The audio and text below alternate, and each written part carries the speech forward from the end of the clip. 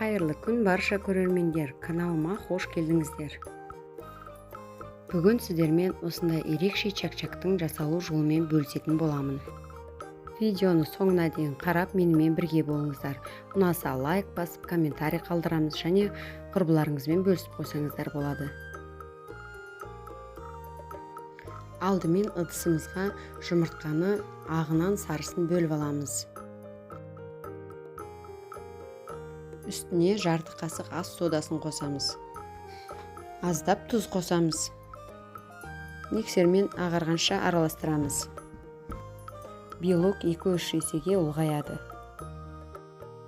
Сол кезде сарысын қосамыз да, жай ғана бір араластырып аламыз. Енді үстіне ұнымызды електен өткізіп қосамыз. Қолымызбен жұмсақ қамыр илейміз. Иленген қамырымызды целлофанға салып, холодильникке 15 минутқа қоя тұрамыз. 15 минут өткеннен кейін қамырымызды алып, екіге бөліп аламыз.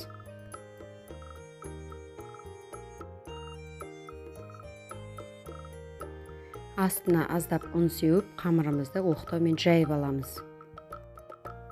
Міне біз қамырымызды жайып алдық. Қамырды өте жұқа да емес, өте қалың да емес, орташа қалыңдықта жайыңыздар. Ортасынан бүктеп осылай із қалдырып алыңыздар. Енді осы белгілеп алған бір жақ жартысына сұйық май құйып, жақсылап жағып аламыз.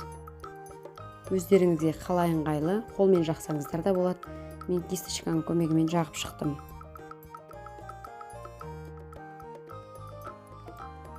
Енді екінші май жағылмаған бетін осылай үстіне бет тестіресіздер. Үстінен ақырындап қолмен басып жіберсеңіздер болады.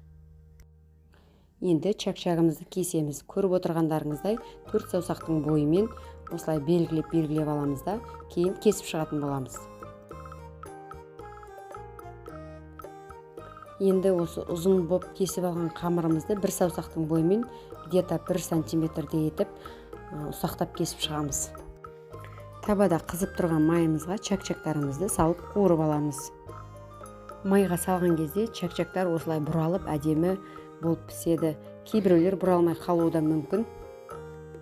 Оларды тарелкаға салған уақытта ортасына салып жібереміз. Міне біз барлығын қуырып алдық. Енді сиробын дайындайтын боламыз. Қантымыздың үстіне су құямыз. Бал қосамыз. Мұнда видеода көрінбей қалыпты. Жақсылап араластырып, отқа қойып қайнатып аламыз. Бастапқы кезінде қанты ерігенше жиі араластырып тұрыңыздар. Кейін қоюланып, осылай қоңыр түсте сиробымыз дайын болады. Содан кейін ыдысқа аздап чак-чактан салып, үстіне ыстықтай сиробымыздан 1-2 қасық құя отырып, тез араластырамыз.